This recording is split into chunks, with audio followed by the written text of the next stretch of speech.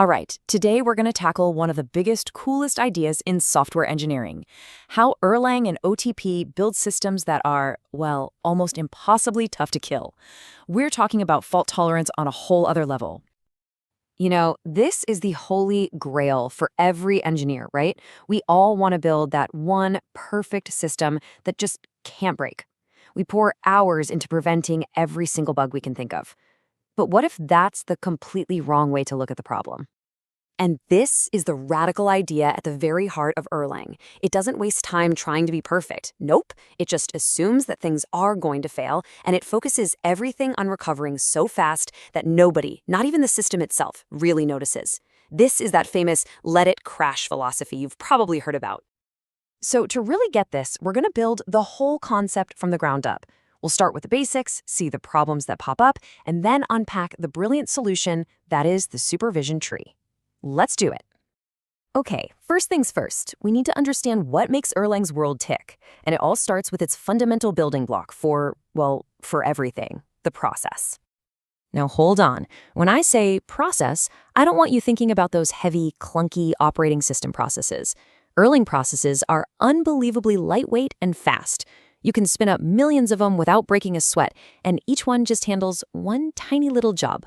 Think of them as the atoms of the system. And here's the absolute magic key.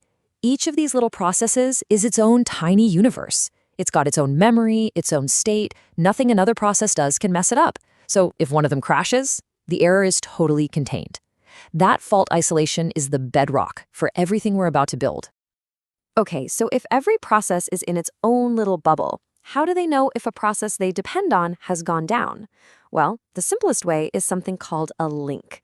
But as you're about to see, this simple tool comes with a pretty dangerous side effect. A link is pretty much what it sounds like. It's a direct, two-way connection. It's basically two processes saying to each other, hey, we're in this together. If you go down, I need to know. It's a very basic way to manage dependencies. Let's just walk through what happens by default, because this is super important. So process A links to process B. Everything's fine. Then, boom, process B hits a bug and crashes hard. It automatically sends an exit signal over to A. And what does process A do when it gets that signal? By default, it dies too. Yeah, you can see the problem right away, can't you?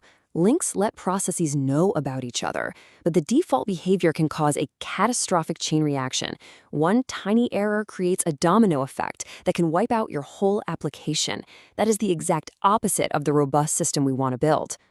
So, how do we get the awareness that links provide, but without that terrifying cascading failure?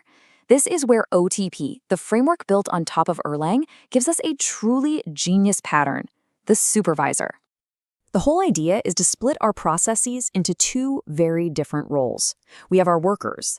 These are the guys in the trenches, doing the actual work, handling requests, crunching numbers. And then we have supervisors.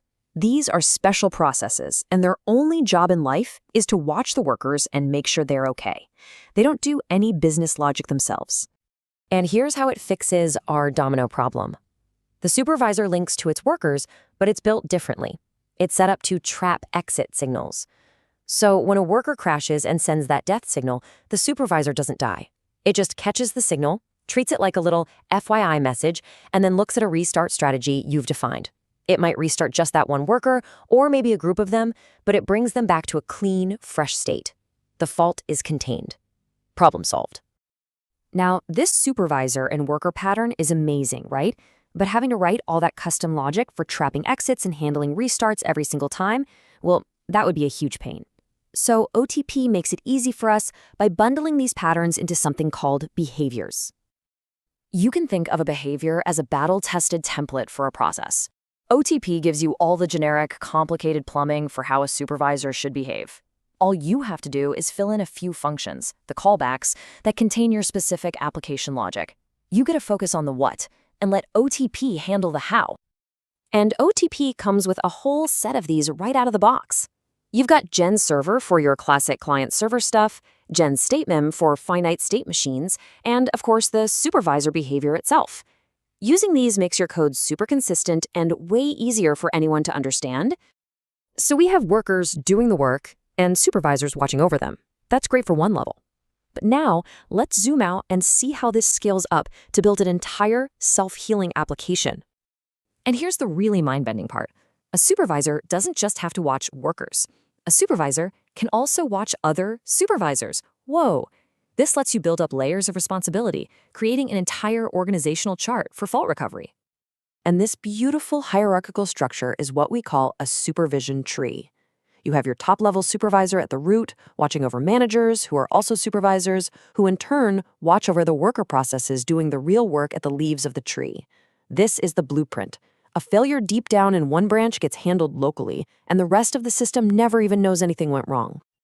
So let's pull all this back together. We've gone on a journey from a single, tiny process all the way up to a massive application architecture, all to understand this new way of thinking about reliability. Think about the path we took. We started with isolated processes to contain faults. Then we saw how simple links could actually be dangerous.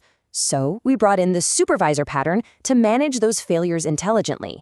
And finally, we stacked them all together to build these incredibly resilient supervision trees. And hey, don't just take my word for it. The official docs say it plain and simple. The supervision tree is what makes designing and programming truly fault-tolerant software not just some academic dream, but a practical reality. And that brings us to the most important point of all. Supervision isn't just some add-on. It's not a fancy error handling library you bolt on at the end. It is the absolute backbone of the entire design philosophy. You build your system from day one as a hierarchy of components that you fully expect to fail and be recovered. So I'll leave you with this thought.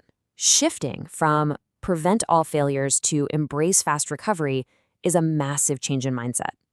So ask yourself, if the systems you build were designed from the ground up to recover gracefully, not just to resist failure, what could you create? What new, amazing things could you build if you weren't constantly afraid of things breaking?